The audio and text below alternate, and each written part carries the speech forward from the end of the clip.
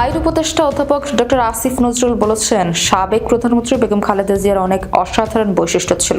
উনি সৎ ছিলেন, দৃঢ় প্রতিজ্ঞ ছিলেন, আত্মত্যাগী ছিলেন, দেশপ্রেমিক ছিলেন। শুক্রবার বিকেলে জাতীয় সংসদ ভবনের দক্ষিণ প্লাজায় খালেদা জিয়ার স্মরণে নাগরিক শোকসভায় তিনি কথা বলেন।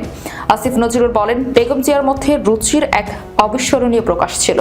তিনি পরম সহিষ্ণু ছিলেন। বাংলাদেশকে ভালো থাকতে হলে খালেদা জিয়াকে আত্মস্থ করতে হবে। তিনি বলেন, খালেদা জিয়া যখন জীবিত ছিলেন, বন্দী ছিলেন, ওনার পক্ষে বিভিন্ন অনুষ্ঠানে কথা বলার সুযোগ হয়েছে।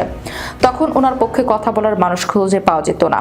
আইন উপদেষ্টা বলেন, খালেদা জিয়ার একটা অদ্ভুত বিচার হয়েছিল, উদ্ভট বিচার।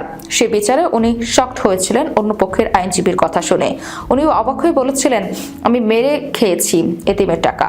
বিস্মিত এবং ব্যথিত হয়ে বলা এই বাক্যটাকে বিচারক লিখেছিলেন। বেগম জিয়া নিজেই স্বীকার করেছেন তিনি কাজটা করেছেন। তিনি বলেন, আমি আইনের ছাত্র হিসেবে বলি, এত জঘন্য একটা বিচার হয়েছে, এটার বিপক্ষে বিবৃতি লিখে দাঁড়ে দাঁড়ে ঘুরেছি, ফোন করেছি বিভিন্ন মানুষকে, কিন্তু হাইকোর্টে কি করবেন না করবেন এই ভয়ে 4 জনের বেশি রাজি হয় নাই। 4 জনের তো বিবৃতি হয় নাই, এর জন্য পত্রিকায় ধরাতে পারি নাই। ডক্টর আসিফ নজরুল আরো বলেন, বাংলাদেশের মানুষ আজকে স্বাধীনভাবে ঘৃণাও প্রকাশ করতে পারছে, স্বাধীনভাবে ভালোবাসাও প্রকাশ করতে পারছে। এজন্যই এক নেত্রীর ঠাঁই হয়েছে মানুষের হৃদয়ে, আর একজনের ঠাঁই হয়েছে বিতাড়িত ভূমিতে।